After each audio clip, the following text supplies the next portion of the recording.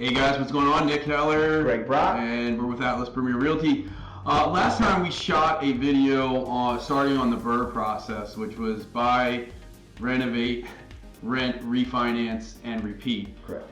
So we covered buying and how to find property. So this one we wanted to move on to that first R, which is renovate. So really what you should be thinking when you're choosing a contractor and just going along that process. So the first thing is find a contractor that you trust, and you want somebody that is going to be licensed. So they're going to know what permits to pull, they're going to know how to intelligently put together a bid, and they're going to work with you and communicate really well. I can't stress how valuable communication is through this process. So you want somebody that is not going to leave you high and dry and is going to almost overly communicate. I think one of the things that getting that contractor that you trust, that also really important, is that you get what you pay for. Mm-hmm. Sometimes the cheapest guy is not the best guy in this scenario. In our experience, that the cheapest guy is either not going to communicate well, or the work's just not going to be as good, and you're going to have to follow up with inspection repairs.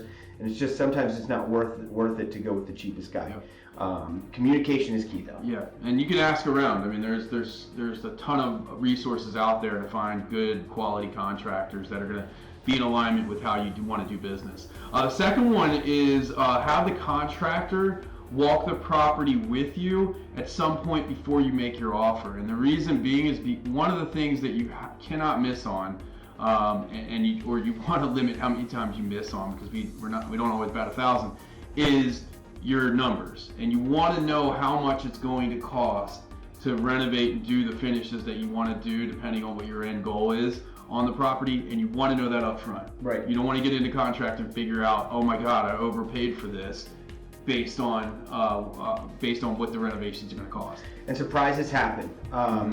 But what Nick just said, know the end goal there. The next one is know the end user and know the neighborhood. Yep. It's really easy to over improve in a property for the neighborhood, especially in a long-term hold. If you go all out on finishes, it's easy to get carried away. I mean, you get excited about it. I know with the first rental property I did, I know I over improved for where it is and what the end user was. I just got excited and carried away with it. So lesson learned. Yep. But try to know that ahead of time, right? Yeah, absolutely. And then the next one is make sure that you incorporate a buffer. Mm-hmm. So for those unforeseen things we just talked about, Nick puts 10% in his estimates. I put 15. Whatever you feel comfortable with is the number that you need to make sure you stay within. Yep. And make sure you've had those. Yeah. So for example, if it's a $50,000 renovation, is the number you're getting from your contractor, I would buffer and count on 55 to 60. Yep. That way you're covering yourself and setting the right expectation for any incidentals, any things that are unforeseen behind walls, things that you can't see when you're doing that initial walkthrough. The next one is know your timeline. This one's critical too, because time is money in the investing world. Whether you're flipping or you're renting, if you blow past your timeline, you could be costing yourself thousands of dollars in overhead costs. And that could eat up all your profit. Yeah, and this goes back to, these all tie together, by the way, but this goes back to having a good contractor who's going to communicate with you so you can stay on the same page.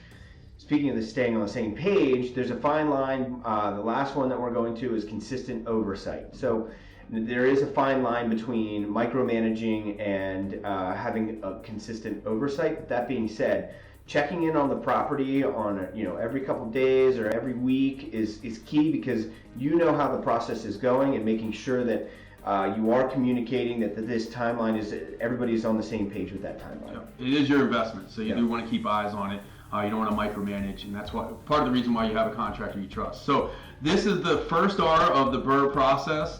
If you have any questions, feel free to reach out to any of us. Look for future videos to cover the rest of the process. We're always happy to help. Appreciate the support. Thanks a lot.